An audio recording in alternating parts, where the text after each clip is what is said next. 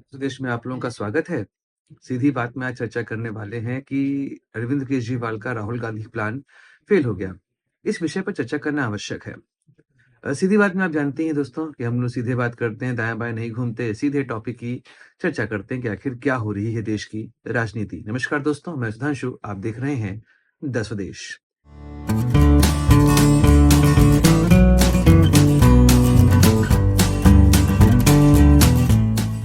दोस्तों, दिल्ली की राजनीति में इस समय राहुल गांधी फैक्टर बहुत तेजी से चल रहा है, क्योंकि अभी तक तो राहुल गांधी शांत बैठे हुए थे।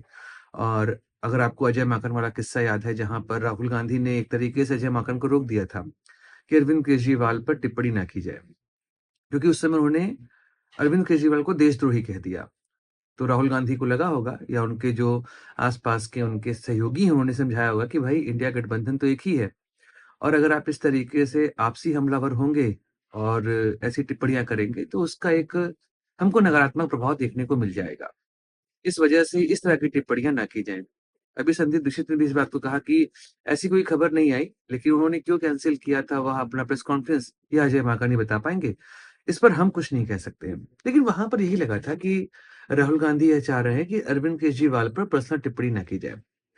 लेकिन फिलहाल पिछले 50 घंटे में जो दिल्ली में हुआ, वो ये चीज़ दर्शा रहा है कि दिल्ली की राजनीति में कांग्रेस इस बार आम आदमी पार्टी को वॉकओवर देने की मूड में दिखाई नहीं दे रही है। क्योंकि कांग्रेस के साथ दिक्कत यही है, भाजपा को हराने के लिए कई बार वह ऐसी जगहों पर वॉकओवर देती है, जहाँ से बाद में वह खुद भी समाप्त हो जाती है।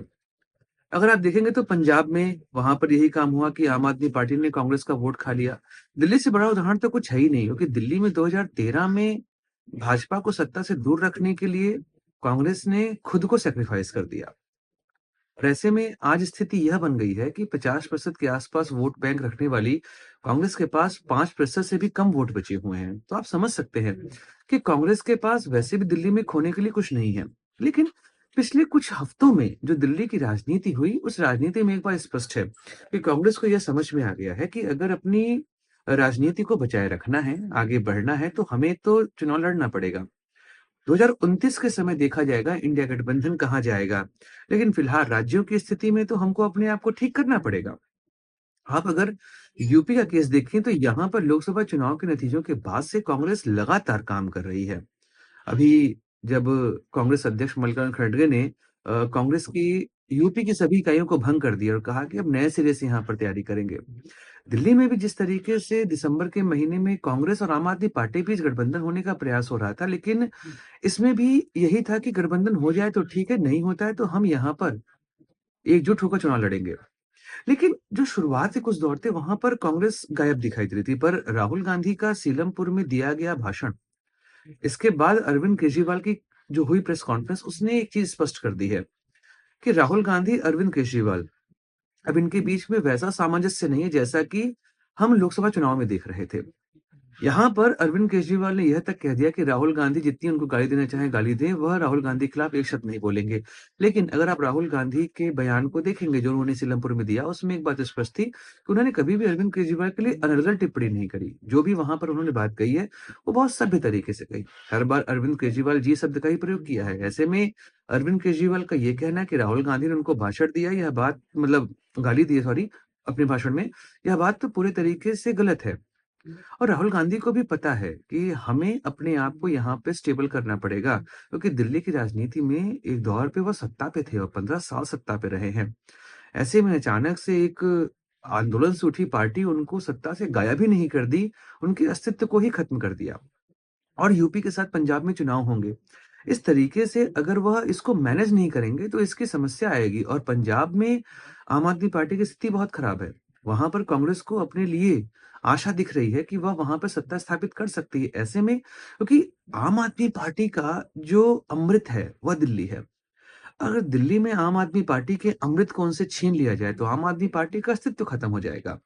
और कांग्रेस का वोट बैंक पूरे देश में आम आदमी पार्टी खा रही है। अगर हम देखें तो कांग्रेस के लिए सबसे जो बुरा है, जो जो उनकी राजनीति के लिए सबसे बुरी स्थिति है, वह आम आदमी पार्टी ही बन रही है। आम आदमी पार्टी ने उनका गुजरात में काम खराब किया, आम आदमी पार्टी ने उनका गोवा में काम खराब किया, आम आदमी पार्टी ने पंजाब में उनसे सत्ता छीनी, आम आदमी पार्टी ने उनसे दिल्ली ने उनसे सत्ता छीनी। ऐसे में कांग्रेस के लिए यहाँ पर सत्ता स्थापित करना ज़रूरी है, या अगर सत्ता भी नहीं, तो कम से कम अपना वोट बैंक तो यहाँ पर ये क्लेम करें।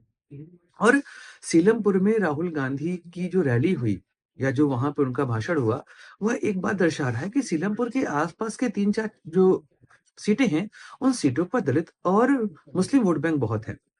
और राहुल गांधी को यह दिख रहा है कि 2024 के लोकसभा चुनाव के बाद से दलित मुस्लिम वोट बैंक उनकी तरफ आकर्षित फिर से हो रहा है। इसलिए यह मौका है कि अपनी राजनीति को हम फिर से यहाँ पर शुरू कर सकते हैं, और अगर मुस्लिम वोट बैंक उनकी तरफ वापस आया, तो कांग्रेस की राजनीति आने वाले समय में काफ़ी अच्छी हो सकती है। एक्चुअली इस सब की शुरुआत जो हुई ना, राहुल गांधी को यहाँ पे एक्टिवली आना पड़ा। उनका जो अभी आपने ट्वीट देखा होगा, जहाँ पर उन्होंने कहा कि भैया अरविंद केजरीवाल ने दिल्ली को पेरिस बना दिया है, और फिर उन्होंने एक यहाँ पर वीडियो शेयर किया जो कि यह दिखा रहा था कि दिल्ली की दुर्दशा है क्या? कैसे नाले बह रहे हैं, कैसे यहाँ पे गंदगी फैली हुई है।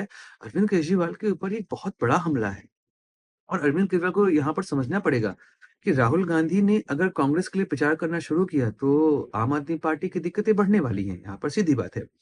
तो हम यहाँ बात कर रहे थे कि आखिर यह चीज़ें हुई कैसे? तो इसके पीछे इंडिया गठबंधन के साथी भी बहुत बड़ा ज़िम्मेदार हैं। क्यों ज़िम्मेदार हैं? समझते हैं इस बात को।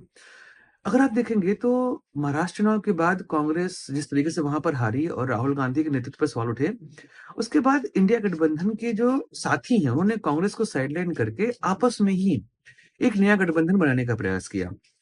जितने भी क्षेत्रीय क्षत्रप हैं, उन्होंने ममता बनर्जी को सपोर्ट किया। अच्छा, चलिए यहाँ तक बात ठीक थी। पर दिल्ली विधानसभा चुनाव जब शुरू हुए, उसके बाद इंडिया गठबंधन के सभी साथियों ने एक बात कही कि चूँकि भाजपा को हराने के लिए यह गठबंधन बनाया गया, ऐसे में अगर भाजपा को रोकना है, तो स्टेट में जो पार्टी मजबूत है, उसको हमें सहयोग करना है। तो कहने का मतलब क्या है कि कांग्रेस अपनी राजनीति यहाँ पर छोड़ दे, वो बिल्कुल भी राजनीति ना करे, यह बात तो सही नहीं है ना। कांग्रेस भी यहाँ पर चुनाव लड़ने और जीतने आई है। ऐसे में हर बार इंडिया गठबंधन के साथी यही चाहते हैं कि बीजेपी को हराने के नाम पर कांग्रेस से सैक्रिफाइस करवा लिया जाए। कांग्रेस का वोट बैंक ले लिया जाए, पर कांग्रेस को कुछ भी ना दिया जाए। यह उनकी रणनीति चल रही है। ममता बनर्जी, अखिलेश यादव, लालू प्रसाद यादव, इधर शरद पवार, इन सब ने खुलकर आम आदमी पार्टी का दिल्ली विधानसभा चुनाव में समर्थन कर दिया है, और कांग्रेस को साइडलाइन कर दिया। अभी जो इंडिया गठबंधन बना, उसमें कांग्रेस के वोट बैंक पर बहुत सारी पार्टियां जीत कर आई हैं। सही मामले में अगर वह भाजपा के सामने होती, तो उनकी स्थिति ऐसी ना होती। वह आज जिस तरीके से अपनी बातें रख रहे हैं, वह सीधे तौर पर कांग्रेस की वजह से ही यहाँ पर वह पहुंच पाए हैं इस बार। वरना आप याद करिए, 2019 के लोकसभा चुनाव में क्या स्थिति हुई थी विपक्ष की। हाँ, कांग्रेस की भी गति हुई थी, पर बाकियों की यहाँ पर गति और खराब हुई थी, केवल ममता बनर्जी को अगर छोड़ दिया जाए तो। तो आप देख रहे हैं कि कांग्रेस को उठाना यह राहुल गांधी की ज़िम्मेदारी है, और उनको दिख रहा है कि अभी लोकसभा का चुनाव बहुत समय बाद होने वाला है। ऐसे में राज्यों में अपनी स्थिति को ठीक करने का इससे अच्छा मौका नहीं मिलेगा, और अरविंद केजरीवाल पर किया गया पर्सनल अटैक कांग्रेस के लिए फ़ायदेमंद होगा, और कांग्रेस का जो वोट बैंक है ना, वह सोता शेर है। सोताशेर कहने का मतलब क्या है कि उसे जगाना पड़ता है। अगर उसे यह एहसास हो गया कि कांग्रेस यहाँ पर राजनीति करेगी, वह जीतने के लिए आई है, तो वह जाके कांग्रेस को वोट दे देगा। सीधी बात है, इसमें कोई इफ बट नहीं है। अगर जो वोट आम आदमी पार्टी की ओर इसलिए गया कि कांग्रेस सो रही थी, कांग्रेस कोई काम नहीं कर रही थी, ऐसे में आम आदमी पार्टी को यह पता है कि कांग्रेस अगर चुनावी प्रक्रिया में आई, तो आम आदमी पार्टी के अस्तित्व को खत्म करके ही मानेगी। इसलिए आम आदमी पार्टी कांग्रेस के ऊपर हमलावर हो रही है, यहाँ तक कि अरविंद केजरीवाल भाजपा और कांग्रेस को एक पार्टी बताते घूम रहे हैं, जबकि यह तो पूरे तरीके से असंभव सी बात है कि भाजपा और कांग्रेस एक मंच पर एक साथ आ जाएँ, वो भी आज के दौर में।